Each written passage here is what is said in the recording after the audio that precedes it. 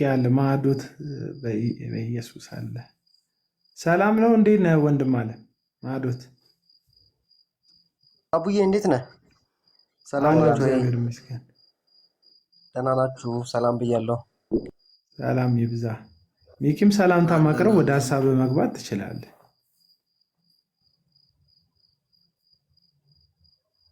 ሚኪ ከፍተህ ነበር።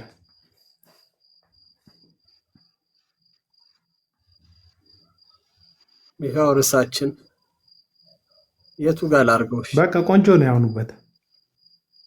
ቆንጆ ሚኪ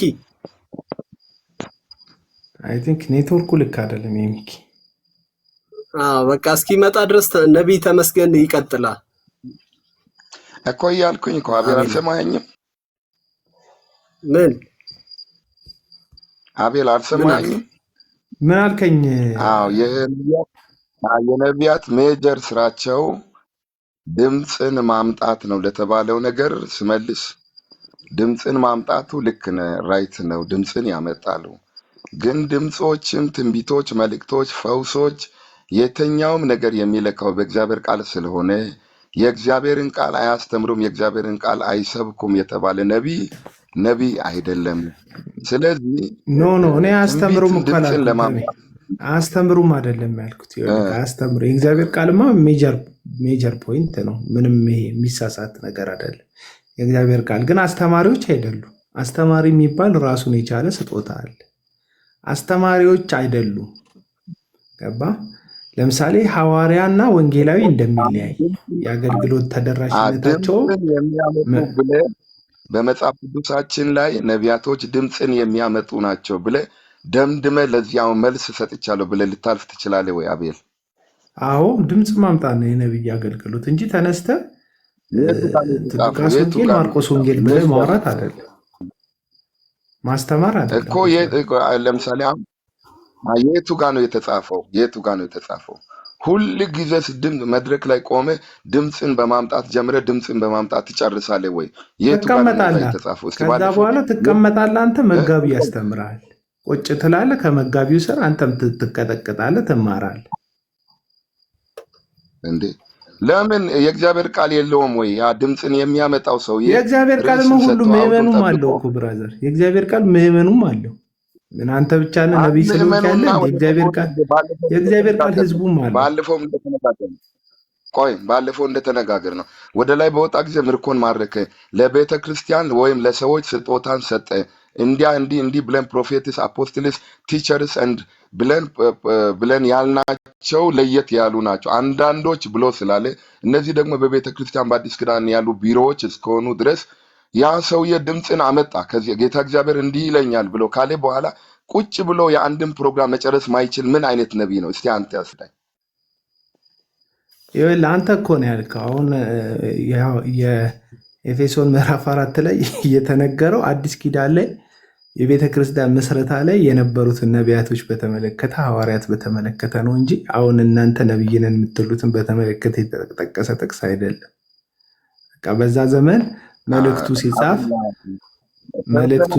በጌታ ፍቅር ፐርሰናል አታርገው፣ ፐርሰናል አላረኩትም። ፐርሰናል ግን አለመሆን ይችላል አይደለም? ቆይ ፐርሰናል አለመሆን ይችላል ወይ ተሜ? አሁን አነጣጥሬ እናንተ ስል በአጠቃላይ እያልኩ ነው እንጂ አንተ ላይ ፐርሰናል እያደረግኩ አይደለሁም። ግን ያው ጉዳዩ ዞሮ ዞሮ ፐርሰናል ይሆናል። እናንተ ስል ግን አንተ አሁን ተመስገን ላይ ጣት እየጠቆምኩ ሳይሆን አጠቃላይ ነቢይ ነን ብለው ራሳቸውን ክሌም ያደረጉትን ሰዎች ሁሉ የሚመለከት ይሁንና ግን ያው እዛ ጉዳይ ላይ እንደ ግል ምልከታ ልታየው ትችላል። አንተ ላይ ያነጣጠረ እንደሆነ ሊሰማክ ይችላል። ግን እንዳጠቃላይ እናንተ በወል ስም ነው የተጠቀምኩት፣ በብዙ ቁጥር ማለት ነው።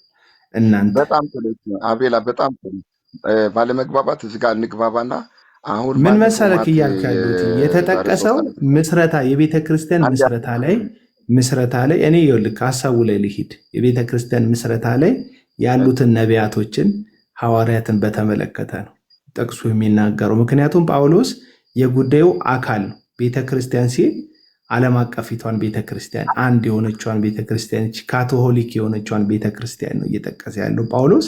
እንጂ የተከፋፈለ አሁን እኛ እንደምናስበው አይደለም። ዓለም አቀፍ የሆነችውን ቤተክርስቲያን ነው የሚጠቅሰው። ስለዚህ ያቺ ካቶሊክ የሆነች ቤተክርስቲያን ውስጥ አንዳንዶች ሐዋርያ ተደርገው ተሰጥተዋል። እነዛ አንዳንዶች እነማን ናቸው? መጽሐፍ ቅዱስ ላይ የተጠቀሱት ናቸው። በጣም ጥሩ። ስለዚህ አንዳንዶች ነቢያት ተደርጎ ተሰጥተዋል። የቶቹ? እዛ ዘመን ላይ የነበሩት። ሌሎቹን ግን ለምሳሌ መጋቢ ብትል ደገኛ መጋቢ እንዲሆን ጢሞቴዎስን ሲነግረው ታያለ። ከዛ ቤተክርስቲያንም መጋቢዎችን እንዲሾም ቤተክርስቲያን ኤጲስቆጶሶችን እንዲሾም ያበረታታል። ምንድን ነው ሚኪ የምትናገረው ነገር ካለ ተናገር እስቲ። እኛ እኮ አልያዝንም።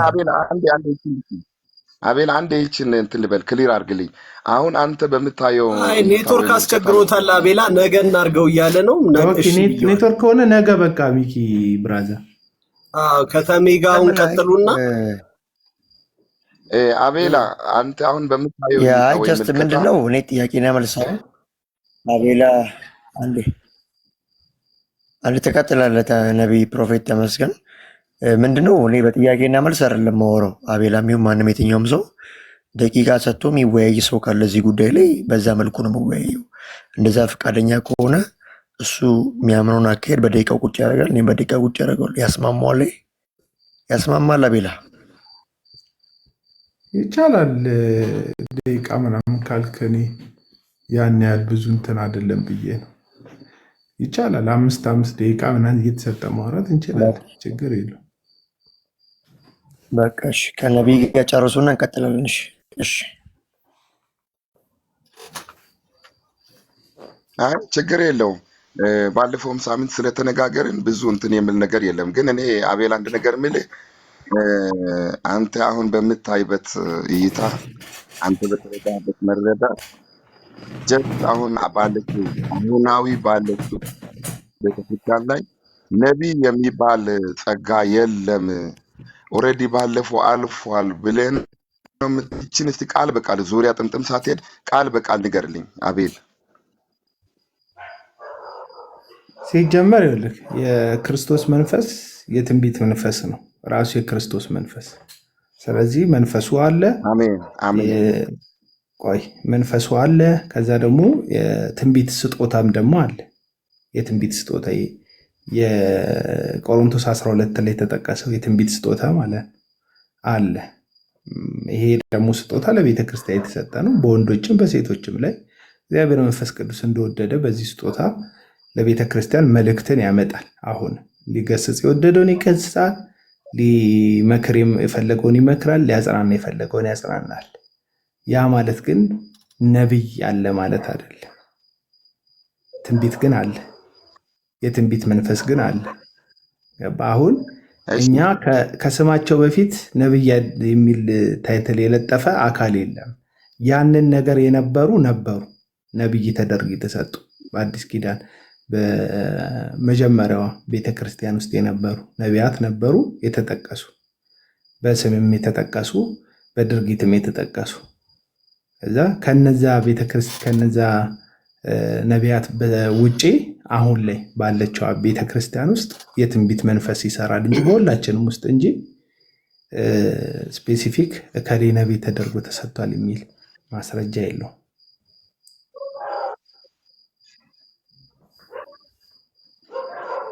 ኦኬ። ጸጋው ካለ አንተ ቆይ፣ ለምሳሌ አሁን ከሰው ጋር ነው እንደ ጉዳያችን። ጸጋው ካለ እያወራን ያለ ነው ስለ ጸጋው ነው፣ ስለ አደራረጉ፣ ስለ አሰራሩ ነው። በዚህ ዘመን አስጨርሰኛ ተናገር። እንግዲህ ጸጋው ካለ፣ ማጽናናት ካለ፣ መገሰጽ ካለ፣ ድምፅን የሚያመጣ ካለ ምን ማለት ነው? ከሰው ጋር ነው እንደ ንግግራችን፣ ከእግዚአብሔር አሰራር ጋር ከተጻፉ ከትምህርታችን ጋር መሰለኝ። ስለዚህ ነቢይ የለም ብለህ አሰራር አለ ማለት ራሱ ላንተ አይጋጭም አቤል? ለምንድን ነው የሚጋጨው? እኛ ነን እያላችሁ ነን የተጋጫችሁ ያላችሁት እንጂ ወይም እኛ ነን የሚሉት ሰዎች ነው እንጂ የሚጋጩት ያሉት። እኛ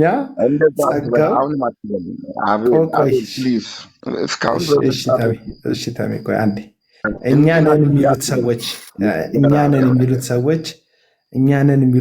ነው እንጂ የሚጋጭባቸው እንጂ ጉዳዩማ እኛ የእግዚአብሔር ጸጋ አልጎደለብን። ለምሳሌ ሐዋርያዊ ተልእኮ አለ፣ ሐዋርያዊ ሚሽን አለ።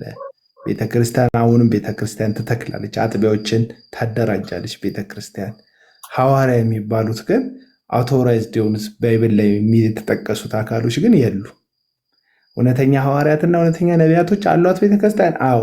እነ ጳውሎስ አሏት፣ እነ ጴጥሮስ አሏት። እውነተኛ ነቢያት አሏት? አዎ። የብሉይ ኪዳንም የአዲስ ኪዳን ነቢያት አሏት ቤተክርስቲያን። ግን አሁን ላይ በዛ ታይትል ወይም በዛ ስጦታ ለቤተክርስቲያን የተሰጡ ግለሰቦች የሉ። የትንቢቱ መንፈስ ግን ስቲል አሁን ድረስ ይሰራል። አሁን ድረስ ህዝቡን ያጽናናል፣ ህዝቡን ይመክራል፣ ህዝቡን ይገስጻል። ያም ደግሞ ከእግዚአብሔር ቃል ስልጣን በታች ተግባብተናል። ባለመግባባት ተግባብተናል። እሺ መቀጠል እንችላለን። ያው 5 ደቂቃ አድርግለትና ምልክት የደቂቃውን ምልክት ላይ ወደ አድርግለትና ለእንትና 5 ደቂቃ ያወራ። እሺ ከፍ ላድርገው እሱ ይበል አይደል? አድርግልኛ።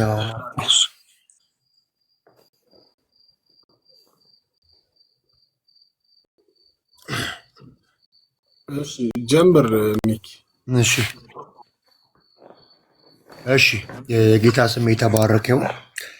እንግዲህ ምንድነው ከዚህ በፊትም የተወሰነ ቀንጨብጫቢ ለማውራት ችለናል። ነቢይ ሐሰተኛ ነቢይ ያሉ የሚሉ ሰዎች የለም ብሎ የሚያምኑ ሰዎች ናቸው። ስለዚህ የመጀመሪያ እውነተኛ ነቢይ የለም ብሎ የሚያምን ሰው ስለ ሐሰተኛ ነቢይ የመናገር አቅምም የለውም። ግን አም አፕሪሼት ዩ አቤል አቡና በስራዎች ደስ ይለናል። ጥሩ ሳይድ አለ። ግን ምንድነው እውነትን በመካድ ውስጥ ያለ ሐሰተኝነትን መቃወም ነው።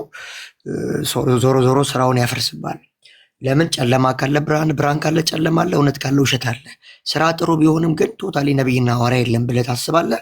መጽሐፍ ቅዱስ ላይ ግን መጽሐፍ ቅዱሳችን ላይ እንደዚህ ይላል። በዚህ በኤፌሶን ምዕራፍ 4 ቁጥር 11 ላይ ምርኮን ከማረከ በኋላ ሐዋርያት፣ ነቢያት፣ አስተማሪ፣ እረኞችና ወንጌላውያን የሆኑ ዘንድ ሰጠ ይላል። ለማን ሲባል? ለቤተ ክርስቲያን። እንግዲህ እነዚህ ተቋርጧል የሚሉ ወይ ደግሞ ሴንሴሽናሎች ምንድን ነው የሚሉት? ሐዋርያና ነቢያት የለም የሚሉ ሰዎች ዋናው ሜንሽናቸው ምንድን ነው? መሰረት ጣይ የሚል ክሌም አላቸው።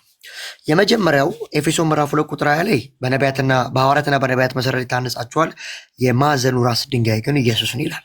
ከሚገርማችሁ ስለ መሰረት ይወራ ከተባለ በጣም ዲባንክ የምናደርገው በአንደኛ ቆሮንቶስ ምዕራፍ 3 ቁጥር 11 ላይ ከተመሰረተው መሰረት በቀር ሌላ መሰረት አንመስረት፣ መሰረቱም ክርስቶስ ነው ይላል። እንግዲህ ስለ መሰረት ሲወራ ሲጀመር መሰረቱ ክርስቶስ ኢየሱስ ነው። ሐዋርያት የክርስትና መሰረት አይደሉም፣ መጽሐፍ ሰጡን እንጂ መሰረት አይደሉም። እንግዲህ እዛ ጋር ኤፌሶን ምዕራፍ 2 የሚናገረው መሰረት ታንጻችኋል ሲል የጻፉልን መጽሐፍ ላይ እንጂ ጌታ ኢየሱስ እኮ ቤተክርስቲያን ያለው ጴጥሮስ ምን አለው? አንተ አለቴ ነህ፣ በአንተ ላይ ቤተክርስቲያን ይመሰርታሉ። ስለዚህ ፋውንዴሽን ማን ነው ሲባል ራሱም የማዕዘን ድንጋይ አንደኛ ቆሮንቶስ ምዕራፍ 3 11 ሲናገር ማንም ከተመሰረተው መሰረት በቀር ሌላ መሰረት አይመስረት፣ መሰረቱም ክርስቶስ ነው። ስለዚህ ኤፌሶን ምዕራፍ 2 ላይ በሐዋርያትና በነቢያት ሲል ምን እያለ ነው? የአዲስ ኪዳን ነቢያቶች መጽሐፍ ጽፈዋል አልጻፉም? ግን ሐዋርያት የጻፉትን መጽሐፍ ሲያጸኑ እናያለን። ሐዋርያት ግን ምን ጽፈዋል? መጽሐፍ ጽፈዋል። ያ አሁን የምንቀበለው የነሱን ነው። ታዲያ ሁሉም ሐዋርያት ናቸው ወይ ሲል ከመጽሐፍ አንግል ካለቀ አንግል ብሎ ብዙ ጊዜ ይብራራል። ማርቆስ ግሪካዊ ነው፣ ሉቃስ ግሪካዊ ነው። ሐዋርያም አይደሉም ዴፊኒትሊ። ግን ማርቆስ ወንጌልና ሉቃስ ወንጌልን ተቀብለን ይዘነዋል። ሉቃስ ለቴዎፍሎስ ሁለቱም መጽሐፍ ጽፈዋል፣ ግን ሐዋርያ አይደለም። ከሐዋርያት ስር ወንጌል የሰማ ግን ስክሪፕቸር የጻፈ ነው። ሐዋርያት ሲል ምን እያለ ነው ሲል መጽሐፉ ሴንሱ ምንድነው? መጽሐፍ ጽፈዋሉ ነው። የተመሰረተ መሰረት አለ። ከዛ መጽሐፍ ውጭ ማንም ሊጽፍ ሊያንስ ሊጨምር ሊቀንስ አይችልም ነው የመጀመሪያው ዓላማው። ሌላው አንደኛ ቆሮንቶስ ምዕራፍ 1 ቁጥር 7 እንደዚህ ይላል፣ የጌታችን የኢየሱስ ክርስቶስን በክብር መምጣት ስትጠባበቁ ሳላችሁ አንድም የጸጋ ስጦታ አይጎልባችሁም። አንድም ካለ መጽሐፍ ቅዱስ አንድም ነው። ግን እዚህ ጋር ወንድሙ ያቡና ሌሎች ሴንሴሽናሎች አሁንም በተለያየ ጊዜ መግለጫ የሚያወጡ ሰዎች የለም ሲሉ ምን እያሉን ነው? አንድም ጳውሎስን ስንጠይቀው አንድም አይጎልም ይላል። አንዳንድ ሰዎች ደግሞ መጥተው ይጎላ ይላሉ። እንግዲህ ለማን እንታመን ሲባል ለእግዚአብሔር ቃል አንድም አይጎልም ካለ መጽሐፍ ቅዱስ አንድም ነው። ባይዘበይ የሆነ ነጭ የሆነ ኮመንተሪ የሆነ ስኮላር መጥቶ የሚያስቆመውና የሚያስቀጥለው የጸጋ ስጦታ የለም በዚህ አጋጣሚ። ሌላው አንድም አይጎልም ካለ እንግዲህ ስለ ነቢያት ነው ቶፒኩም ርዕሱም። እንግዲህ ነቢይ የሚለው በኢሰንስ አንድ ነው። በብሉይ ኪዳን ነቢያቶች ነበሩ መጽሐፍት የጻፉ ከኢሳያስ እስከ ሚልኪያስ ድረስ 16 ነቢያቶች መጽሐፍ ጽፈው ሌሎች የእግዚአብሔር ነቢይ ኤልያስ እና ኤልሳ ምናምን ያልጻፉ ሰዎች አሉ። እነዚህ የብሉይ ኪዳን ነቢያቶች ናቸው። አዲስ ኪዳን ላይ መሰረት በብሉይ ኪዳን በሐዋርያትና በነቢያት መሰረት ላይ ሲል አብረው ከሐዋርያት ጋር የሰሩ ነቢያቶች አሉ። እነማን? እነ ሲላስ እና ይሁዳ ሐዋርያት ሥራ ምዕራፍ 15 ቁጥር 33፣ አጋቦስ ሐዋርያት ሥራ ምዕራፍ 11 በቅላዴስ ቄሳር የተፈጸመለት የድርቅ ትንቢት 21 ላይ የጳውሎስ መታጠቂያን ይዞ የተናገረ እነዚህ ሶስቱን አዲስ ኪዳን ላይ ነቢይ ብሎ ይናገራል። ከሐዋርያት ጋር ፋውንድ ያደረጉ ናቸው ብለን እናምናለን። በኤፌሶን ምዕራፍ 4 ቁጥር 11 መሰረት ግን ለቤተ ክርስቲያን ጸጋ ስጦታ ሰጥተዋል። እሱንም ሐዋርያት፣ ነቢያት፣ አስተማሪ እያለ ይቀጥላል። እንደውም አንደኛ ቆሮንቶስ ምዕራፍ 12 ላይ ሁሉስ ሐዋርያት፣ ሁሉስ ነቢያት፣ ሁሉስ አስተማሪ አይደሉም ብሎ ይናገራል። እንግዲህ ነቢይና ሐዋርያ ለሚሏችሁ ሰዎች ምን እያላችሁ መሰላችሁ? ቤተክርስቲያን ተነጥቃለች እያላችሁ ሲዝ አድርጋለች። ቤተክርስቲያን በዚህ ምድር ላይ አሁን ካለች በእርግጥ መነግራችሁ ሁሉም የጸጋ ስጦታዎች ይቀጥላሉ። ሐዋርያነት ሹመት ነው የሚሉ ሰዎች አሉ። ለምንድን ታዲያ ኤፌሶን ላይ መጥቶ የጸጋ ስጦታ ምርኮ ከማረከ በኋላ ሰጠ የሚለው? በዚህ አጋጣሚ ልንገራችሁ ታዳሚዎቼ፣ ለኤፌሶን ሲጽፍላቸው ለቆሮንቶስ ሲጽፍላቸው ጳውሎስ በሪዘርቬሽን የጻፈላቸው እንዳለ አንድ ሎኬሽን ልንገራችሁ። ለምን ካላችሁ ሁሉም የጸጋ ስጦታ የወረደው በሐዋርያት ሥራ ምዕራፍ 2 ላይ ነው። ይህ መንፈስ ቅዱስ ምርኮ ስለሆነ፣ ግን ጳውሎስ በሪዘርቬሽን ለቆሮንቶስ ለኤፌሶን ሲጽፍላቸው ነበረ። ስለዚህ አቡና የለም ብሎ ከሆነ ከዛ ቢጀምር ጥሩ። እሺ ተባረክ ሚኪ። አቤላ ቀጥል። መልካም እንግዲህ የምታውቁት በጣም አሁን አለም የለም የሚለው ክርክር ውስጥ በጣም ሚስ ኢንፎርሜሽን የሚደረገው ምንድን ነው? ነገርየው የቤተ ክርስቲያን መሆኑ ቀርቶ የግለሰቦች እንዲሆን ስለሚታሰብ ነው። ስለዚህ ኤፌሶን መጽሐፍ ምዕራፍ 4 ቁጥር 11 ላይ ምርኮን ማረከ የሚለውን ሀሳብ ከክርስቶስ ሞትና ትንሣኤ ጋር በተያያዘ የሐዋርያ ሥራ ምዕራፍ 2 ላይ እንደ ተስፋ ቃሉ ጌታችን መድኃኒታችን ኢየሱስ ክርስቶስ ለቤተ ክርስቲያን ስጦታን መንፈስ ቅዱስን ሰጥቷል። ስለዚህ ምርኮን ማረከ፣ ለቤተ ክርስቲያንም ደግሞ ስጦታ አድርጎ ሰጠ። እነዚህ ደግሞ በዚህ ስጦታ ውስጥ ደግሞ አንዳንዶችን ሐዋርያ፣ ሌሎችን ነቢያት፣ ሌሎችን መጋቢዎች፣ አስተማሪዎች፣ ወንጌል ሰባኪዎች አደረጋቸው ይላል። ስለዚህ መልእክቱ በተጻፈበት በዛ ዘመን ሐዋርያው ጳውሎስ እያወራ የነበረው የዚህን የመልእክት ሐሳብ ለኤፌሶን ሰዎች በእስራት ሆኖ በጻፈላቸው ደብዳቤ ውስጥ እነሱም ስላሉበት እውነት ነው እያወራ ያለው። ስለዚህ ከተልእኮ አንጻር ለምንድን ነው ሐዋርያት ያስፈለጉት፣ ለምንድን ነው ነቢያት ያስፈለጉት የሚለውን ሐሳብ ስናይ የመጀመሪያው ቤተክርስቲያን በሐዋርያ ሥራ ምዕራፍ 2 ላይ እንደመወለዷ ልደቷ ምዕራፍ 2 ላይ እንደመሆኑ ይህች ቤተክርስቲያን በጣም ብዙ ነገር ፎርም ያስፈልጋት ነበር። ከክርስቶስ በተማሩት ትምህርት ላይ ነገሮችን ማነጽ ነበረባቸው። ለዚህ ነው ሐዋርያ ቅዱስ ጳውሎስ ሲናገር ማንም ሌላ መሰረት እንዳይመሰርት ወይም ከተመሰረተው መሰረት ሌላ እንዳይመሰርት ይጠንቀቅ ይላል። ስለዚህ አዳዲስ ትእዛዞች በምትመለከቱት መልኩ በተጻፈ ብቻ ሳይሆን በንግግርም ለቤተ ክርስቲያን እንደ ትእዛዝ በዛ ዘመን በመጀመሪያው ክፍለ ዘመን ላይ ይሰጥ ነበር። በመጀመሪያው ክፍለ ዘመን ላይ ለምሳሌ እነ ሐዋርያው ጳውሎስ፣ እነ ጴጥሮስ፣ እነ ያዕቆብ በመልእክት ለቤተ ክርስቲያን ትእዛዛትንና ትምህርትን ሲሰጡ ሌሎች ሐዋርያት ደግሞ አልጻፉ። ቅድም ሚኪ እንደጠቀሰው ማለት ነው። ያልጻፉት ግን በቃል በንግግር ለቤተ ክርስቲያን ትእዛዛትን ሰጥተው ነበር። የተለያዩ ክርክሮች በቤተ ክርስቲያኖች ይነሱ ነበር። እንደምታውቁት ቤተ ክርስቲያን ኢየሱስ ክርስቶስ ካስቀመጠባት አደራ አንጻር ነገሮች በብዥታ በነበሩበት ሰዓት ላይ ለምሳሌ ሐዋርያ ሥራ ምዕራፍ 15 ላይ የመጀመሪያው ታላቅ ዲቤት ተደርጎ ነበር፣ ውይይት ወይም ክርክር በቤተ ክርስቲያን መካከል ማለት ነው። ይህ ክርክር ደግሞ የሚመለከተው ምን ነው? የተገረዙት ወይም ያልተገረዙት የሚባሉ አህዛቦች በክርስቶስ ኢየሱስ ቤተ ክርስቲያን ላይ ያላቸውን ድርሻ በተመለከተ ይናገሩ ነበር፣ ይሟገቱም ይከራከሩም ነበር። እነ ያዕቆብ እንዴት በጥቅስ አድርገው እንዳስረዱ እነ ጴጥሮስም በምዕራፍ 11 ላይ በቆርኔሌዎስ ቤት ውስጥ በአሕዛቦች ላይ ስለወረደው መንፈስ ቅዱስ ሲናገሩ ትሰሙ ነበረ። ቤተክርስቲያን ተልእኳን መንገዷን ክሊር የምታደርግበት አዳዲስ ትእዛዝ በሐዋርያቶች ይታዘዝ ነበር። እኛና መንፈስ ቅዱስ ይህንን አዘናል ይሉ ነበር ሐዋርያት ማለት ነው። አሁን እኛና መንፈስ ቅዱስ አዘናል ማለት የሚችል ሐዋርያ ነኝ የሚል ግለሰብ የለም። ምክንያቱም እነዚህ ሰዎች የተመረጡበትን ነገር ሲነግረን ጳውሎስ አንደኛ ክርስቶስን የማየት በቀጥታ በክርስቶስ ኢየሱስ በራሱ መራጭነት መመረጥ ደግሞ ከእግዚአብሔር የተቀበሉትን አዲስ መገለጥና ትምህርት በጽሁፍም ሆነ በንግግር መልእክት ማስተላለፍን የሚጠቀልል ነበረ። የመጀመሪያው ቤተክርስቲያን ውስጥ ነቢያት ነበሩ? ኦፍኮርስ ነበሩ። ሁለተኛው በመጀመሪያው ቤተክርስቲያን ሐዋርያት ነበሩ? አዎ ሐዋርያት፣ የበጉ ሐዋርያት ነበሩ። አገልጋዮች፣ ሌሎችም የተጠቀሱ ሐዋርያቶች አሉ ነበሩ። ታዲያ ማንም ሰው በማስረጃነት ሊያመጣልን አይችልም። እንደምታውቁት በ1906 አዙዛ ስትሪት የሚባል በአሜሪካ ውስጥ የሚገኝ ስትሪት ውስጥ አንድ የመንፈስ ቅዱስ እንቅስቃሴ ተጀመረ ተብሏል። በአንድ ጥቁር ዊሊያም ሞሪስ በሚባል ጥቁር በኩል ማለት ነው። በዛ በኩል ከዛ ጋር ተያይዞ ያ የመንፈስ ቅዱስ እንቅስቃሴ የወለደው አዲስ ልምምድ እንጂ ከአንደኛው ክፍለ ዘመን የፕሮቴስታንት እንቅስቃሴ እስከጀመረበት ከ500 ዓመትና ከ600 ዓመት በፊት እስከነበረው እንቅስቃሴ አንድም ሐዋርያ ነው ተብሎ የተጠቀሰ ነብይ ነው ተብሎ የተጠቀሰ የለም። ቀደም ቤተክርስቲያን ተነጥቃለች እያሉ ነው ብሏል። ቤተክርስቲያንማ ከክርስቶስ ትንሣኤ እስካሁን ድረስ ቤተክርስቲያን በጉልበትና በግድ ይቅርታ በታሪክ ውስጥ ከአንደኛው ክፍለ ዘመን እስካሁን ድረስ ባለው ታሪክ ውስጥ 1900 ላይ ብቻ ይሄ ጉዳይ የጀመረው።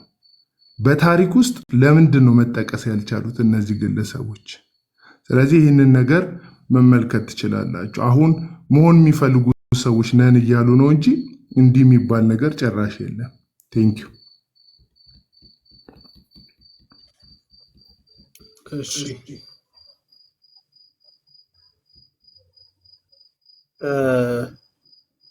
እንጨምር ደቂቃ ሚኪ አራት አንድ ክላሪፋይ እናደርግና ከዛ ጥያቄና መልስ እናደርግ። ኦኬ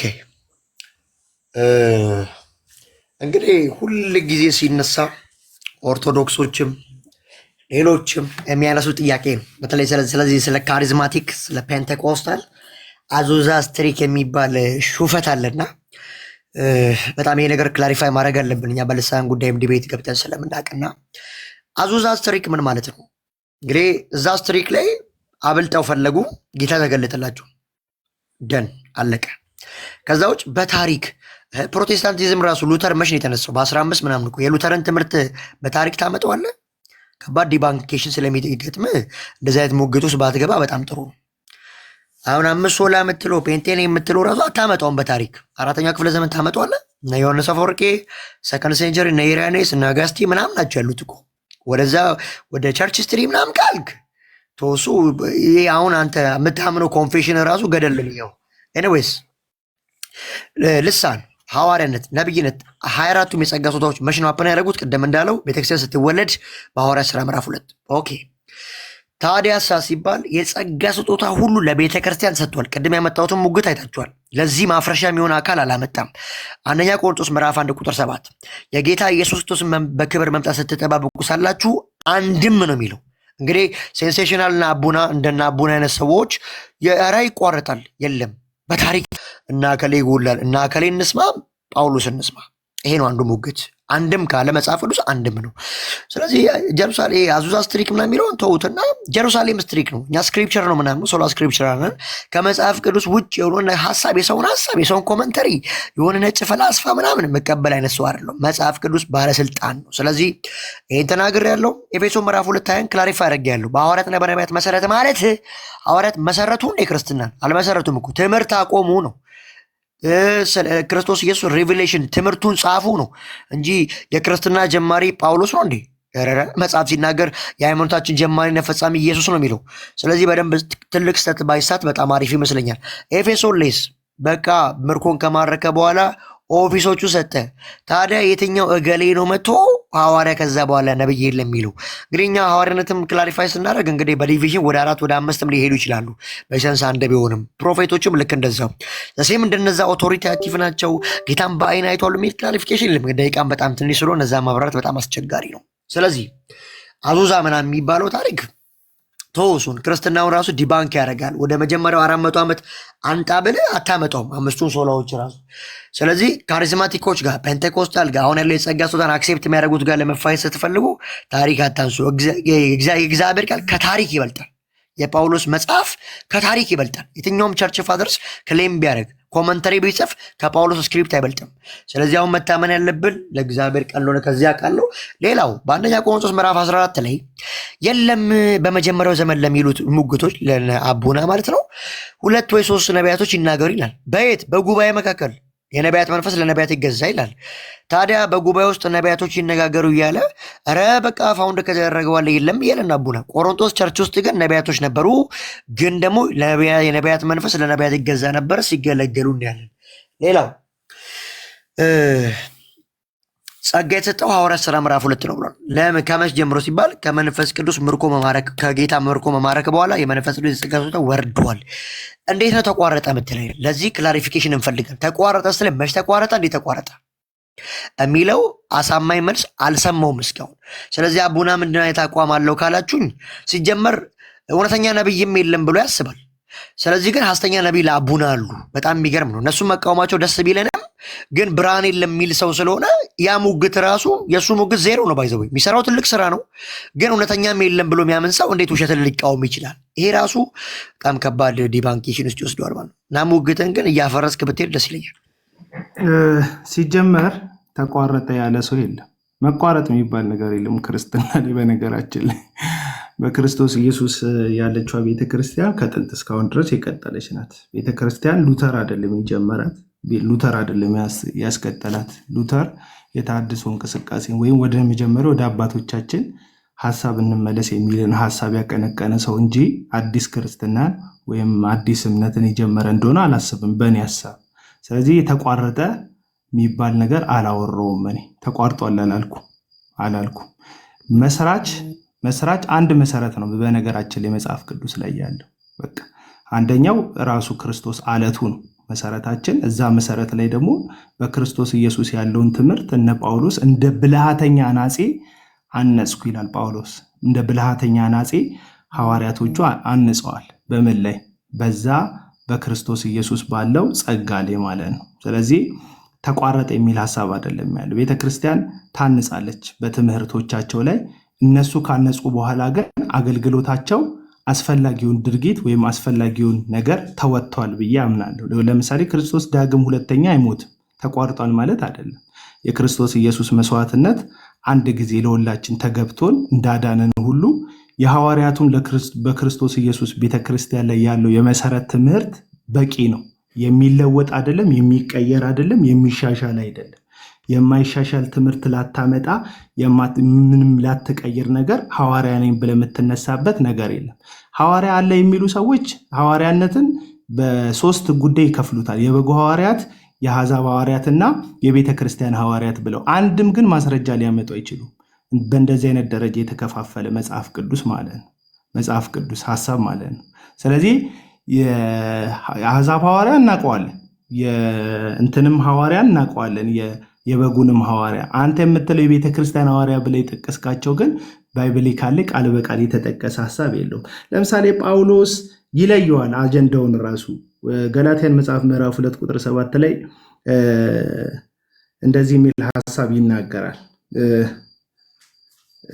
ቁጥር 8 ላይ ለተገረዙት ሐዋርያ እንዲሆን ለጳውሎስ የሰራለት ለእኔ ደግሞ ለአሕዛብ ሐዋርያ እንዲሆን ሰርቷልና፣ ከዛስ ደግሞ የተሰጠኝን ጸጋ አውቀው አማድ መስለው የሚታዩት ያዕቆብና ኬፋ ዮሐንስም እኛ ወደ አሕዛብ እነርሱ ወደ ተገረዙት የሄዱ ዘንድ ለእኔና ለበርናባስ ቀኝ እጃቸውን ሰጡ።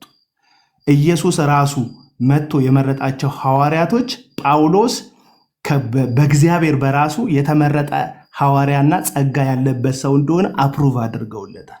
ስለዚህ ጳውሎስ እኔ ሐዋርያ ነኝ ብሎ ክሌም ሲያደርግ ከራሱ ተነሳሽነት ተነስቶ ሳይሆን በክርስቶስ በራሱ የተመረጡት ሐዋርያት በውስጡ ያለውን ጸጋ አውቀው አፕሩቭ አድርገውለት ነው። አሁን ማን ነው አፕሩቭ ያደረገላችሁ? ማን ነው የላካችሁ? እንደው ዝም ብላችሁ ተነስታችሁ ተልከናል ሐዋርያ ነን የሚል የሚያንገዳግዳችሁን ስም ከመሸከም ሌላ የለም። ተቋርጧል። አንድም አይጎልባችሁ፣ አይጎልብንም።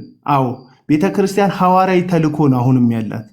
የክርስቶስን ወንጌል ትሰብካለች፣ ቤተክርስቲያን ታደራጃለች፣ ቤተክርስቲያን ትመሰርታለች። ስለዚህ ሐዋርያዊ ተልእኮ አልተቋረጠም። አሁን ሐዋርያ አንቶኒ የሚባል ግለሰብ ነው የለም እየተባለ ያለው እንጂ ስጦታው አይደለም የለም እየተባለ ያለው። እንደተቋረጠ እንዳደረግነው አስመስላችሁ አታውሩ። እያረግን ያለነው አንድም ስጦታ አይጎልብን። አዎ የነቢያት መንፈስ አንዱ ስራው የትንቢትን አገልግሎት ማገልገል ነው። አሁንም ስፔሲፊክሊ የክርስቶስ ኢየሱስ መንፈስ የትንቢት መንፈስ ነው። በመካከላችን የትንቢት መንፈስ ይሰራል ብለን እናምናለን። በተለየ መንገድ ግን ጸጉሩን አጎፍሮ እኔ ለእናንተ ሰማላችኋለሁ የሚል ሰው የለም። ሲጀመር አዲስ ኪዳን የበጎች ማንነት ነው። በጎቼ ድምፄን ይሰማሉ ይከተሉኛል ነው ያለን ጌታ ኢየሱስ። አስፈላጊ ልዩ መልእክት ሲኖር ደግሞ የትንቢት መንፈስ በመካከላችን ይሰራል። አለቀ።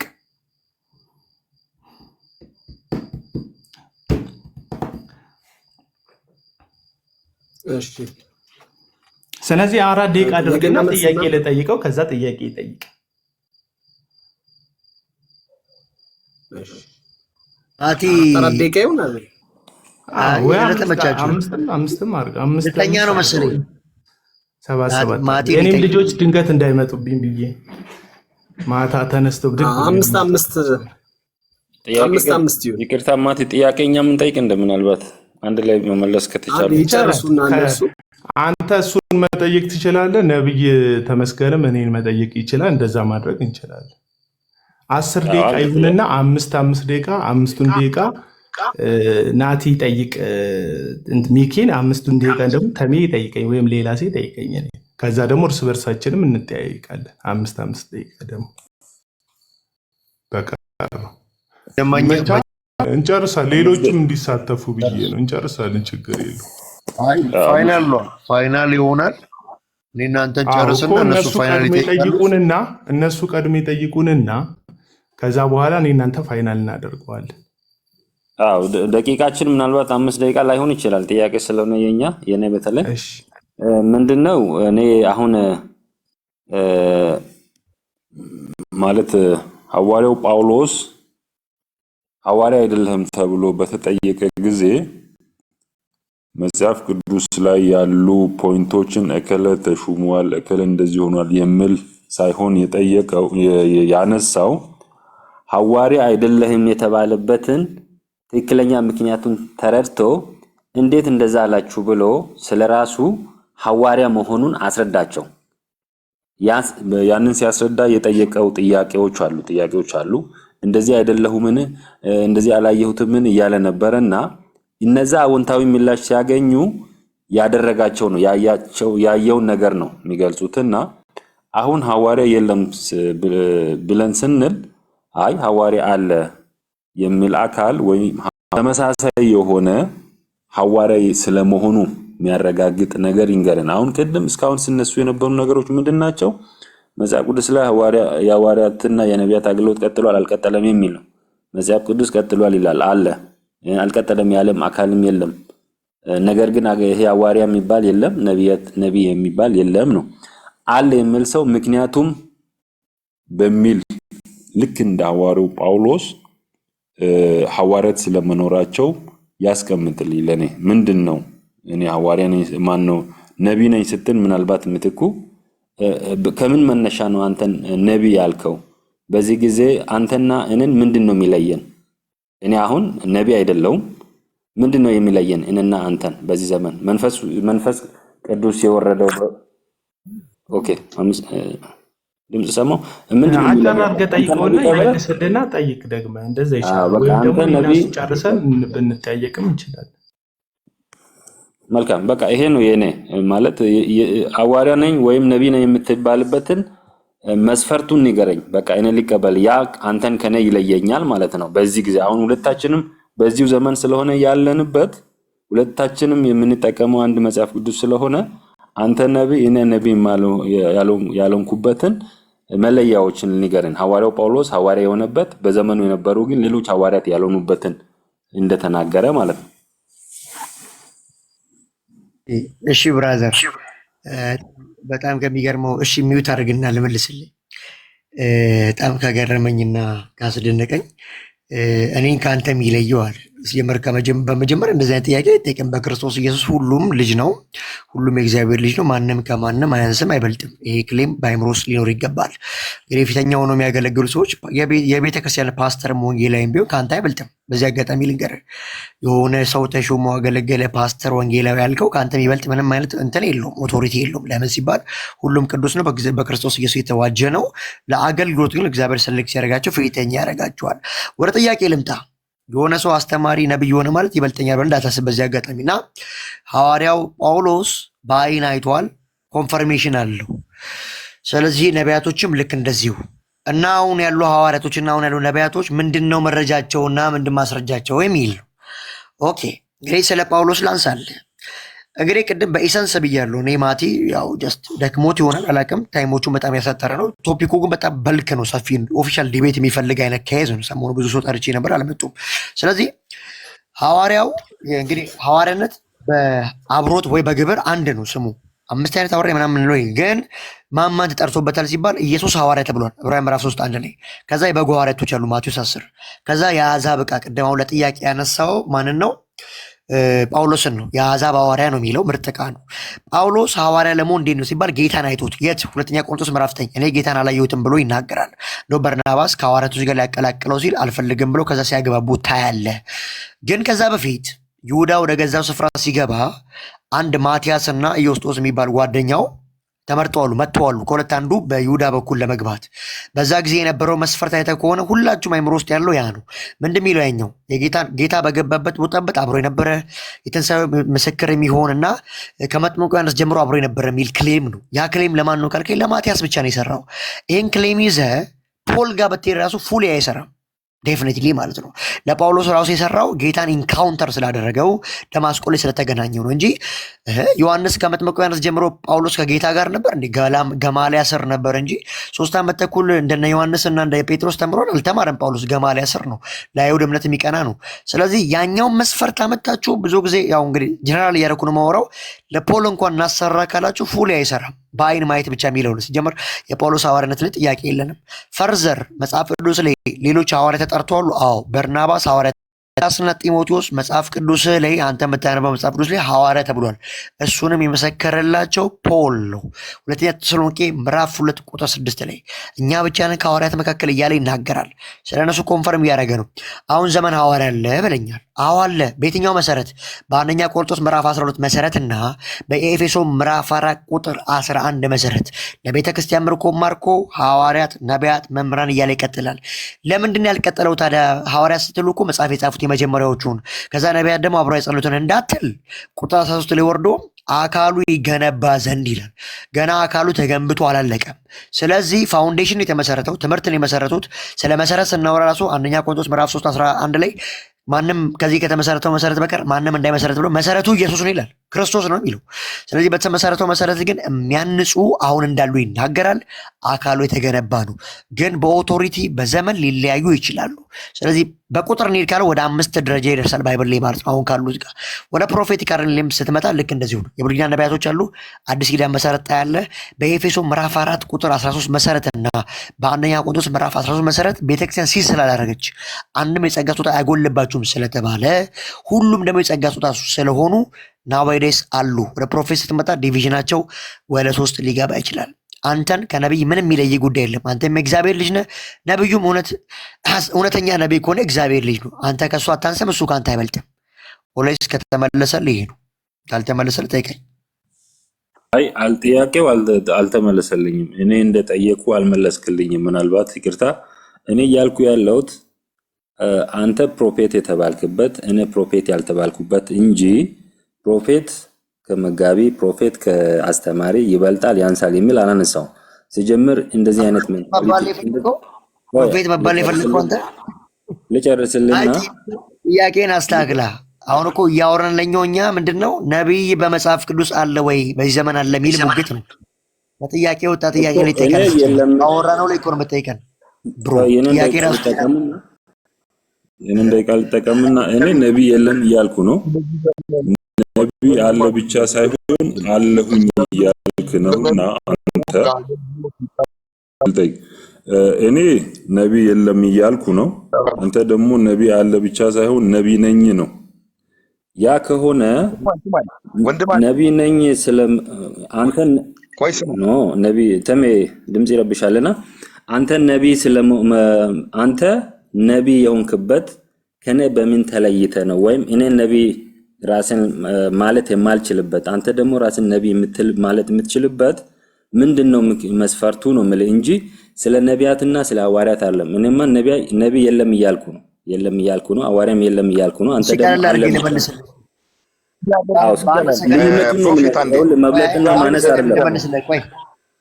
ቆይ አንድ ነገር ልንገርህ። የጸጋ ስጦታ ነው አለቀ። የጸጋ ስጦታ ደግሞ ለሁሉም አንድ አይደለም የሚሰጠው ብራዘር። ወደ 24 የሚያክሉ የጸጋ ስጦታዎች አሉ። ስለዚህ የጸጋ ስጦታ እንደወደደ ነው የሚያደርገው። መንፈስ አንድ ነው፣ ጌታ አንድ ነው። የጸጋ ስጦታ ልዩ ልዩ ነው። ከዚህ በለጠ መልስ የለም መጽሐፍ ቅዱስ ላይ። ሚኪ አንዴ ቆይ ናቲ ሚኪ እሱ እየጠየቀ ያለው ለምሳሌ ዘማሪ ሲባል ይዘምራል፣ አስተማሪ ሲባል ያስተምራል። ፕሮፌት ያስባለው ነገር ምንድነው? ከዘማሪና ከአስተማሪ የሚለየው አገልግሎቱ ምን ላይ የተመሰረተ ስለሆነ ነው። ያው ዩኒክ ነው ጸጋውና ከዛ አንፃር ነው ጥያቄ ጠየቀ። ምናልባት ይሄን ጥያቄ መመለስ ከቻልክ እሱን ብትመልስለት ጥሩ። ሐሳቡ እንደዛ ነው። አሁን እኮ ማቲ እኔን ካንተ የሚለየኝ እንዴት? አሁን ቀጥታ አሁን የእግዚአብሔርን የጸጋ ስጦታ እኔን ካንተ አከሌን ካንተ ይባላል። ሲጀመር የጸጋ ስጦታ እኮ የጸጋ ስጦታ ለቤተክርስቲያን የሰጠ ነው። የጸጋ ስጦታ ደግሞ መንፈስ ቅዱስ ለየወደደው እንደፈለገ የሚሰጠው ነው። የመጀመሪያው ጥያቄውን ያስተካክለውና ጸጋው ምንድን ነብይነት ነው። ሌላ ምን አለ? የነብይነት ጸጋ ምንድነው? ሁኔታ የሚያደርገው ምንድነው ከተባለ እሱም ማብራራት እንችላለን። እሺ የመጀመሪያው መልስ ግን ምንድነው? እሱ ልክ እንደኔ ሊሆን የማይችልበት መንፈስ ቅዱስ ልዩ ልዩ የጸጋ ስጦታ ስለሚሰጥ ለሱ ሌላ የጸጋ ስጦታ ሰጥቶት ስለሚሆን የመጀመሪያው መልስ ይሄ ነው። ይሄ ሊውጠው ይገባል። ቀጣዩ ነቢያቶች አገልግሎታቸው ምንድን ነው ከተባለ እሱን ሪፕሬዘንት ማድረግ ይችላሉ። እዚህ ላይ መመለስ ካለብኝ ማንዋቲ ይሄ ልናገር አጠር አድርገህ ኦኬ እሺ ፕሮፌቲካል ግሬስ ሲጀመር አሁን እንደምታዩት እንግዲህ በመጥፎ ክርስቲያን ይደረጋል። እኔ አይመለከተኝም። አሁን ላይ ስለምታዩቸው ሰዎች ምናምን ስለሚያስቸግሩ ሰዎች አይመለከተኝም። እነሱን እኛም ፎልስ ፕሮፌት ነው የምንለው። ትምህርቶች አሉ፣ ዩቲዩብ ላይ ፖስት አድርገናል። ፕሮፌቲካል እንደ መጽሐፍ ቅዱስ ምንድን ነው? ፕሮፌቲካል እንግዲህ አዲስ ኪዳን ላይ የመጣ ጊፍት ብቻ አይደለም፣ ከብሉይ ኪዳን ጀምሮ የነበረ ነው። ብሉይ ኪዳን ላይ ምን አድርገዋሉ ሲባል ትምህርት ያስተምራሉ። የትምህርት ስፒሪት ነበረባቸው፣ የትንቢት ስፒሪት ነበረባቸው። ያቀባሉ፣ ስለ ፍርድ፣ ስለ ቅድስና፣ ስለ እግዚአብሔር ፍርድ፣ ስለ ብዙ ነገር ይጨዋሉ። አንድ ፕሮፌት ይሄን ካላሟላ ፕሮፌት አይደለም። እንደ መጽሐፍ ቅዱስም ጠጠር አድርጌ ስመልስ ማለት ነው እንጂ ፕሮፌት ስለ ምድር የሚያወራ ቀኑን ሙሉ በረከት ብሎ የሚያወራ እንትን የሚያንጫጫ ምናምን እንደዛ አይነት ነብይ የለም መጽሐፍ ቅዱስ ሲጀመር። ሙሴን አይተው ከሆነ 75% ህጉን ሲያስጠብቅ ተመለሱ፣ ተቀደሱ፣ እግዚአብሔር ምሰሉ፣ ከሬንፋም ከሞሎ ከጣዖት አምልኮ ተመለሱ ሲል እናያለን። በሙሴ እጅ እግዚአብሔር የተወሰኑ ታምራቶችን ሰርቷል። እንደዚህ ኤርሚያስ ከመስቀል ከሁሉም ጋር ስትመጡ ህጉን ሲያስጠብቁ እግዚአብሔር ሲናገር የሚናገሩ ወይ ለይሁዳ ነገር ወይ ለሰሜኑ እስራኤል ወይ ደግሞ ለይሁዳ ትንቢትን የሚያወምጡ እግዚአብሔር ሲናገር የሚናገሩ ከዛ ውጭ ግን በሰጣቸው በህጉ መጽሐፍት የእግዚአብሔርን ሕዝብ የሚጠብቁና ተመለሱ የሚሉ ፍትህን የሚናገሩ ፍርድን የሚናገሩ ነበሩ። አሁንም ያለቀ መጽሐፍ ቅዱስ አለ። በዚህ ዘመን ያሉት ባለቀው መጽሐፍ ቅዱስ ላይ ሆነው ሳይሸቅጡ ሳይቀንሱ እግዚአብሔርን ቃል የሚሰብኩ መገለጥ ካላቸው የሚናገሩ መገለጥ ካሌለ ደግሞ ሪል እግዚአብሔርን ቃል ሰብከው የሚወርዱ ናቸው እንጂ ሌላ ዝባዝንኬና ቀብጠርጥሬ ውስጥ የሚገቡ ለእኔም ነብይ አይደሉ። ይህን ይመስላል። ለሁሉም ለሴቱም ለወንዱም ናቲ ጨርሳችኋል። ጠይቃችሁ ተመስገን አቤላን የምጠይቀው ነገር ካለ መጠየቅ ትችላለህ። ከዛ ተጠያይቀናል እኮ ባለፈውም ተጠያይቀናል፣ አሁንም ተጠያይቀናል፣ ተነጋግረናል። ፕሮፌት አስፋው ቴንኪው ልል ይወዳለኝ። በእውቀት ላይ የተመሰረተ ደስ የሚል መግለጫ ነው እንትን ነው የሰጠኸውና ጌታ ዘመንህን ይባርከው። አንተም ደግሞ በእንደዚህ አይነት መልኩ ተሰባስበን እንድንነጋገር ስላደረግ አመሰግናለሁ። ግን ማቲ አንተን አንድ ነገር ምልህ ቃለ ሕይወት ቤተክርስቲያን እንዳለችው ሐዋርያና ፕሮፌትና አፖስትል የሉም የሚሉን አቋም ይዘ ያለ ወንድም ማን አንተ? እኔ የቃለ ሕይወት ቤተክርስቲያንን አቋም እቀበላለሁ። ደግሞ የቃለ ሕይወት ቤተክርስቲያን አባልና አገልጋይም ነኝ። ቆይ ቃልዮት አንተ ነው ክርስትናችን የኛ የግላችን ነው። በተረዳንበት መረዳት ልነግርህ ነው። ቆይ በእግዚአብሔር ቃል አንዴ እውነት ላይ ልንገርህ። የምንኖርበት ሙሉ ነው። እሺ አንዴ ልንገርህ። ያው የቤተ ክርስቲያን መሪ ተብለው የተቀመጡ ሰዎች የተሳሳተ ነገር ሲያደርጉ፣ የተሳሳተ መጽሐፍ ቅዱስ ያልሆነ ነገር ሲያደርጉ አይተን ልክ ነው ቤተክርስቲያን ስለሆነች ልንቀበላትን ይገባል አንልም። በእግዚአብሔር ቃል ፈትሸን ነው የምንቀበለው። ለምሳሌ ቤተክርስቲያን ተነስታ በዘር ተጨፋጨፉ ብትል ቃልዮት አለች ሙሉ ወንጌል አለች ብለን በዘር አንጨፋጨፍ። መጽሐፍ ቅዱስ ስለማይፈቅድ አንቀበልም እንላለን። ምንም መሪዎች ቢሆኑ ከእግዚአብሔር ቃል ስለማይበልጡ ስልጣናቸው ከእግዚአብሔር ቃል በታች ስለሆነ ማለት ነው። ይሄንን ግን የጻፉትን መጽሐፍ አለ፣ የተለቀቀ መጽሐፍ አለ። በተወሰነ ደረጃ ማብራሪያም ሰጥተውበታል። ሐዋርያና ነብይ የለም ሲሉ ጸጋው በቤተ ክርስቲያን ውስጥ አይሰራም ወይም ደግሞ ትንቢት የለም እያሉ አይደለም። ሐዋርያነት ተልኮን ደግሞ የምትልከው ቤተ ክርስቲያን ነች። የላከችው ያ ሰው ደግሞ ሚሽነሪ ነው እና ሐዋርያት ቤተ ክርስቲያን ነው እንጂ ያለችን ሐዋርያ የሚባል ግለሰብ የለም የሚል ሐሳብ አስተላልፋለች። ይሄንን በመጽሐፍ ቅዱስ ፈትሸውም ሳይሆን ትክክለኛ ሆኖ አግኝቼዋለሁ።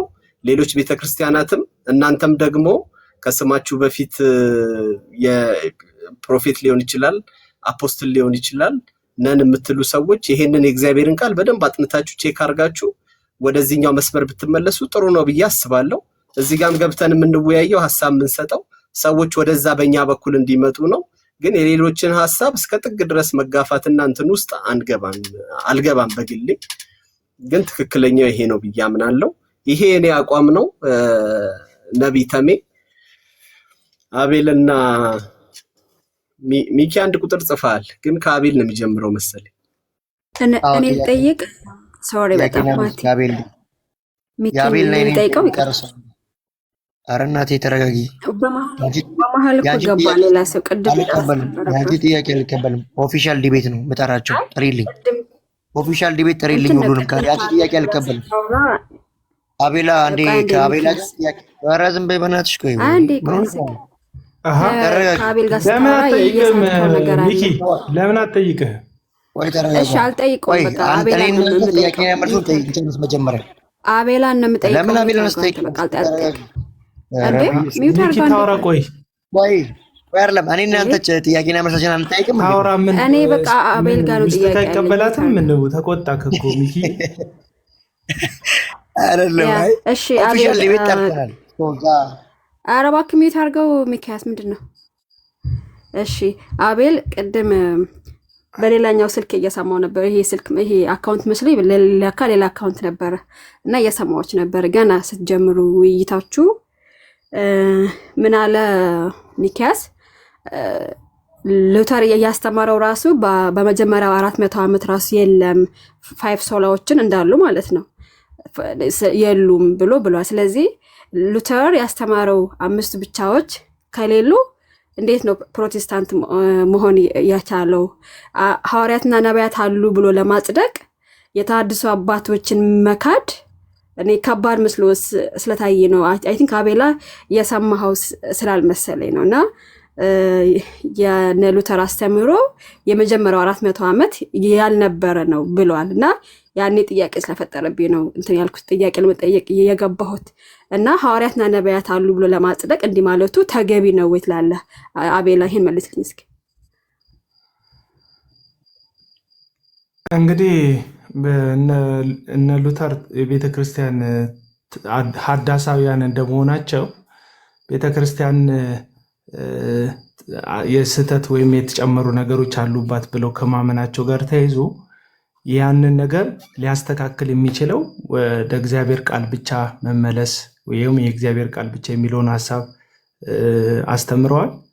እዛ ደግሞ የምናውቃቸውን ደግሞ ጸጋ ብቻ፣ ክርስቶስ ብቻ፣ ክብር ለእግዚአብሔር ብቻ የሚለውን ሙሉ ለሙሉ ወደ እግዚአብሔር ቃልና ወደ መጀመሪያዊቷ ቤተክርስቲያን ሐሳብ ሊያንደረድር የሚችል ሐሳብ አንጽተዋል። ይሄን ነገር እንግዲህ እነ ሉተር ክሌም የሚያደርጉት ከመጀመሪያው ዘመን ጀምሮ ያለው የቤተ ክርስቲያን እውነት ያ ነው በሚል እምነት እንደሆነ ነው የማውቀው። ያንን ግን ሲያነሱት ከአንድ ጥራዝ ላይ የተወሰደ ሳይሆን እንደ አጠቃላይ ግን የእግዚአብሔርን ቃል የእግዚአብሔርን ሐሳብ በሚያጠነጥን መንገድ እንደሆነ ነው የማስበው። ይሄ ነው የኔ ሐሳብ እንጂ አሁን እኔ ልመልስላት እያለ ነው። እሺ መልስ፣ ቀጥል። የኔ ሐሳብ ይሄ ነው። መልስልኝ አቤላ። ቅድም እንቢ ስላለኝ አልፈልግም። አልፈልግም። ኖ ኖ ኖ አልፈልግም። እኔ አልፈልግም። ቅድም እንቢ ብለኸኝ አልፈልግም። ሚት አድርግልኝ ወይ ሙሉ ስልጣን ስጠኝ። ሲጀመር ጥያቄዋ ራሱ ማቲ ልክ አይደለም። ለምሳሌ እኔ ክላሪፋይ ያደረኩት አቤላ እኔ ክላሪፋይ ሳላስቀምጥ ሰውዬ አዙዛን ስትሪክ ስላነሳ ቅድም እንቢ ብለኸኛል። አነሳው ፓራሊን ያነሳው። አየህ የእሷ ግን ያ የሆነ እባብ የሆነ አይጣጣይቅ ነው የጠየቀችው። ሌላ አስረዳሽ።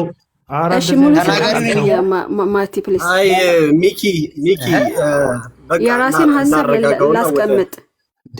ወደዛኛው ሐሳብ አንደኛ እህታችን ናት። አንደኛ ይልቅ ሪስፔክት እህታችን ናት፣ ሴት ናት።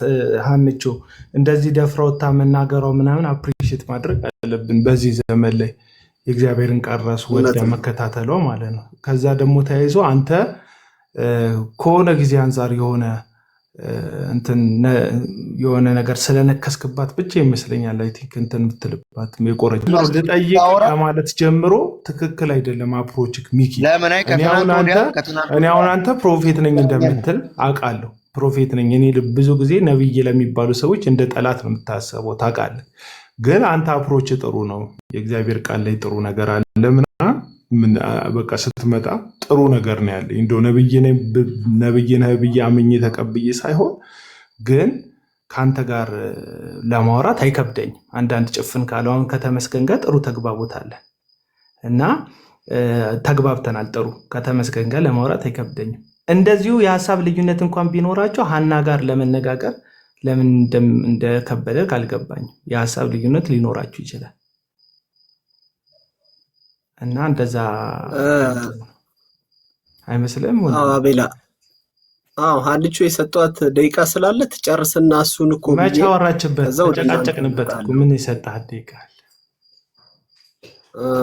አይ አሁን 1-2 ደቂቃ ልስጣትና ሐሳቧን ካንተ ጋር ትሄድ። ራስ አልፈጅም። ቅድም እኔ እንግዲህ እንደሚታወቀው የፕሮቴስታንት አማድ የሚባሉ አስተምሮ 5 ሶላ የሚባል አለን አለውኝ የሆነ ምልክት ያሳየኛል። አለሽ አለውኛ ማለት እሺ። አሁን እነሱን ክዶ ፕሮፌት ነኝ ማለት በጣም ስለከበደ ነው። ምክንያቱም 5 ብቻዎች ጸጋ ብቻ፣ እምነት ብቻ፣ መጽሐፍ ቅዱስ ብቻ፣ ክርስቶስ ብቻ እና ክብር ለእግዚአብሔር ብቻ ከመጀመሪያ እስከ 4ኛ ክፍለ ዘመን ካልነበሩ በጣም ከባድ ነው ማለት ነው። በጣም ትልቅ ምንፍቅና ውስጥ ነው ያለ ነው በአጠቃላይ ፕሮቴስታንት የሚባለው ቤተ እምነት ማለት ነው። እኛ የምናውቀው የመጀመሪያው አስተምሮ ነው፣ የአባቶች ማስተምሮ ነው። ይሄንን 5 ሶላ ብለን የምናምነው ይሄ ሰው ግን ፕሮፌትና ሐዋርያትን ለማጽደቅ 5 ሶላን መካዱ እኔ በጣም ስላስደነገጠኝ ነው። ስለዚህ ሐዋርያትና ነቢያት ማቲ ቅድም ተሰምቻለሁ። ባህሪያን አይታለር ከፈለክ አወርደኝ። አንድ ነገር ልንገርህ። አንዴ ዝም በይ። እኔ ከጃለው ብያለሁ። ማቲ ሀሳቡ ላይ ታወራና ሚኪ ለአንተ እኮ መልስ እንድትሰጥ እድል ሰጣሃል። ታዲያ ያላልኩት ለምን የምትለው? እኔ ክዶ ብያለሁ። አንተ ተናገር። ምንድን የምታወራው? እሷ ሲጀመር ጥያቄዋ ራሱ እኔ ልናገር መልስ 5 ደቂቃ 50 ደቂቃ ከፈለክ የመጀመሪያ 400 ዓመት አይታወቅም። እሺ እኔ ላውራሽ 5 ደቂቃ ስትሻል እኔ ካንተ ጋር ላውራ ደቂቃ አይደለም ታረጋለህ ወይ? እኔ ላውራሽ 1 ደቂቃ ላውራሽ ተቀምበት ነው ትግለጽ። ከዛ ነው እንደምትጨርሰው ክዶ ምናምን እያለች ትጨርሳለች። እንዴ ምን ሆነ ነው? ያላልኩትን እኮ ነው እያለች ያለችው። ማረም ትችላለህ። እኛ እኮ ይሰማል ትናገር። ኦኬ ስለዚህ ክዶ ስለሚሆን አላልኩም። ማቲ ሪከርድ እኔ ደቂቃ ልጨርስ። ያላልኩትን አትይም። ማቲ ሪከርድ ስለሚሆን እሱ የተናገረውን በኋላ መስማት ይቻላል። ኖ እኔ ሳይሆን ያደረኩት ራሱ ሆስቱ ጌታ ሆይ ክዶ እኔ ከጂ አላልኩም። እናቴ ጌታ መጣሽው ክዶ ያልሽው ጌታ መጣሽው። ቆይ ይሄ መልሽልኝ። ሉተር ያስተማሩት 5 ሶላ መጀመሪያው 400 ዓመት አይታወቅም ብለሃል። የመጀመሪያው 400 ዓመት የማይታወቅ ትምህርት ነው የነ ሉተር ብለሃል። እንደዛ ቃል በቃል ብለሃል። ማቲው ሪከርዱ ብለሃል። አዎ ሰማዋል በኋላ ግን ስል ከምን አንፃር አልኩኝ? ቆይ ከአዙዛ ስትሪት ጋር አያይዘህ ከአዙዛ ስትሪት ጋር አያይዘህ ኖ አቤላ ከምንም አንፃር ይበለው ግን ብለዋል ከምንም ይበለው ማለት ያ ስለዚህ የፕሮፌትን ለማጽደቅ ማልኩበት ሴንስ ግን ምንድነው? አንተ አዙዛን ስተን ወረጂ ከፈለግሽ አንቺ እኔና እሱ ክላሪፋይ እናደርጋለን። እባክህ ሚኪን ያውን ለአንተ ሪስፔክት ስላለኝ ነው እንጂ እንደዚህ የሚናገር ሰው አልታገስም። እውነት ለመናገር አስወርደኝ ችግር ኖ አስወርዴ ምናምን ስላልክ አይደለም፣ ግን ተረጋጋ። አሁንም እንዴ በቃ ባላልኩት ሞቲቭ አትበላ። ክዶ ለምን እንደምትለው ክጅ ያለው እኔ ይሄን መልስ አንተ እንደ ጓልክ በጣም ማምለው ያሌለ ፖለቲካ ሰራለች የተውኩትን የሰቀልኩትን ባህሪ አታምጡብኝ። ያሌለ ፖለቲካ ሰራለች ምን ሆነ ነው? አይ በኋላ ላይ ሐሳብ ትሰጣለህ፣ እሷ ትጨርስና አንተ እኮ ሐሳብ እንድትሰጥ የተገባባን ካሬዳ እኔ እወርዳለሁ። እኔ ቁጭ ብዬማ እንዴት ተረግጠኛለች? እኔ ከእጅ ያለው ሳልል ክዶ ትላለች እንዴ? አታፍርም እንዴ? አንተ እኮ በጣም እኮ የተናገርካት በነገር ላይ። ኧረ እንዴት መናገራት አለው? ክዶ ብላኛለች፣ ከሳኛለች እኮ ነው። እኔን አስወጣኝና ማቴ እኔ እሷ ታወራ ችግር የለም ባለውበት አታወራም። አታፍርም እንዴ? ክዶ የምትለኝ ስነ ስርዓት የላትም። አይ ሶሪ እንግዲህ እኔ ነኝ ያስወረድኩ። ብናወራት ጥሩ ነበረ ግን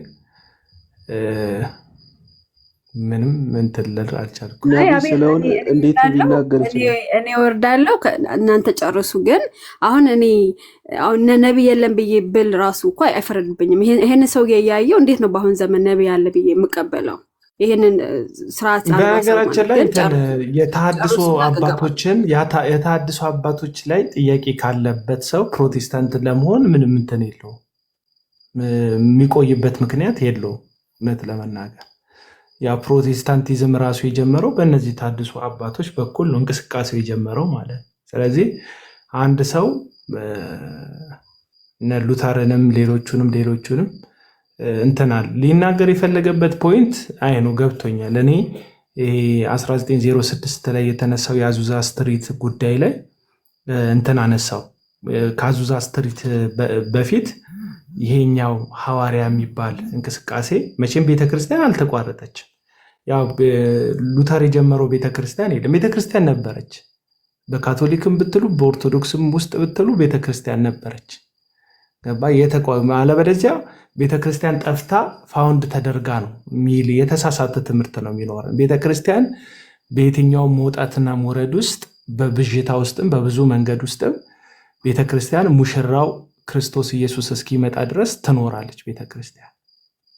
ሉተር ያቺ ቤተክርስቲያን የሚታደስ ወይም የተበላሹ ነገሮች አሉ መታደስ አለባት የሚል ሐሳብ አመጣ እንጂ አዲስ ቤተክርስቲያን ፋውንድ ለማድረግ አይደለም ሙከራ ሲያደርግ የነበረው በታሪክ ውስጥ ማለት ነው። ስለዚህ ቤተክርስቲያን ከነበረች ደግሞ እነዚህ የምንላቸው ስጦታዎች መኖር አለባቸው ነው ያልኩት እኔ። በታሪክ ውስጥ መኖር አለባቸው። ለምሳሌ አስተማሪ ነበር፣ ድንቅ አስተማሪዎች ነበሩ። የቤተክርስቲያን አባቶችን ብናይ እና አትናቴዎስንም ሌሎቹንም ብናይ አስተማሪዎች ነበሩ። የቤተክርስቲያን መጋቢዎች ነበሩ። መጋቢዎች ወይም አሁን በእኛ ዘመን እንደምንለው ፓስተራል የሆነ አገልግሎት ነበር የሚያገለግሉት። ምን ማየት እንችላለን? እረኞች፣ መጋቢዎች ነበሩ በቤተክርስቲያን ውስጥ። ግን አሁን ፕሮፌት የሚባሉ አካሎች ግን አናይም በታሪክ ውስጥ ነው። ከአዙዛ ስትሪት በፊት ያልኩትኝ ታሪክን እንደ ግብዓት መጠቀም አለብን። የኢየሱስ መሞት እኮ በዓለም ታሪክ ውስጥ ተመዝግቧል እኮ በሚታወቁ የግሪክና የሮም ታሪክ ጸሐፊዎች መጽሐፍት ውስጥ እኮ አለ የኢየሱስ ክርስቶስ በዛ ዘመን መሞት መሰቀል ማለት ነው። እና ታሪክ ግብዓት ይሆናል። አሁን እኮ እንደ ዋና ነገር ባንመለከተውም በአርኪኦሎጂ ጥናት ላይ ምናምን ተመስርተን ብዙ ነገር እናገኛለን። የሙሴ መጽሐፎችን ለምሳሌ ዋሻ ውስጥ የተገኙት መጽሐፍቶች እንደው በታሪክ ውስጥ መጽሐፍቶቹ የተገኙበትን አገኛኘት እኮ እንዘግባለን። ታሪክ መጥፎ ነገር አይደለም እና እንደ አንድ ማስረጃ ታሪክን መጥቀስ ስህተት የሚሆንበት መንገድ የለም። ያንን ለመምታት የነ ሉተርን ነገሮች እንትን አለ።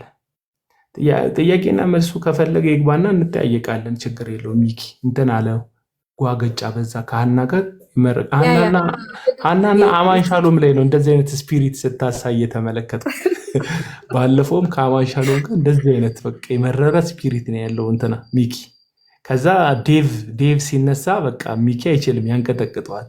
እንትን ዳዊት ፋሲል ሲነሳ 3 ሰዎች ላይ ይቼካለሁ ደካማን ጎንህን ግን ሌሎች ነገር ላይ ሳይክ ታጋሽ ምናምን ተሳስቀ መስማት ትችላለህ። ሳይክ የቁጣ መንፈስ ያ አቤላ ሶሪ እንትን ብዬ ልውጣ። በቃ ይግባሽ ጨርስ ይጨርስ። ግን አውርቼ ልውጣ። እኔ ልውጣ ምንድነው ግን ፕሮቴስታንት ሆኖ ሌላ ቤተ እምነት ቢናገር ጥሩ ነው። ግን ፕሮቴስታንት ሆኖ እነ ሉተር ያስተማሩት በመጀመሪያ 400 ዓመት የለም ማለት በጣም ከባድ ክሌም ነው። አይባልም እንደዛ ሌሎች የሚሉንን እሱ ማለቱ ለኔ ስለከበደኝ ነው። አለ የአባቶች ትምህርት ነው ብለን የምናምነው እኛ። በቃ ልጨርስ። ቆይ እህታችን ከመውረድሽ በፊት አንቺ ነቢይ መኖር አለመኖሩ በእግዚአብሔር ቃል መነጽር ነው የምትረጂው ወይስ በአንድ ሰው ግላዊ ባህሪ ላይ ተመስርተሽ ነው? የለም ቢልል እችላለሁ እገደዳለሁ ብለሽ አልሽ። ምን ማለት ነው? እስቲ አልገባኝም። ሚኪ ግባና ይጨርስ። በኋላ ተመልሼ እመጣለሁ አለውኝ ታች በኋላ መለስልሃለሁ።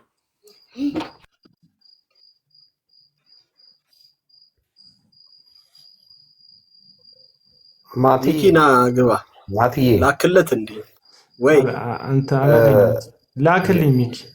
ይቅርታ አሁን መተኛ ሰዓቴም እንትን አለብኝ አለፈብኝ። እግዚአብሔር ባርካችሁ። ግን በቃ የቅድም የነበረውን ሞቲቭ አትልቀቁት። ወንድማማቾች ነን ሁላችንም። ቃሉን ለመማማርና ለመመካከር በቂ ነው። የቅድም የነበረው መንፈስ እንዲህ በመሃል ሌሎች ስለገባን ሊሆን ይችላል በጥብጦ የመጣው። እንደዛ ባይሆን መልካም ነው ብዬ አስባለሁ። ገብቷል። ተባረኩ። አቤላዬ ተባረክልኝ። እሺ ብራዘር፣ እሺ ተባረክ።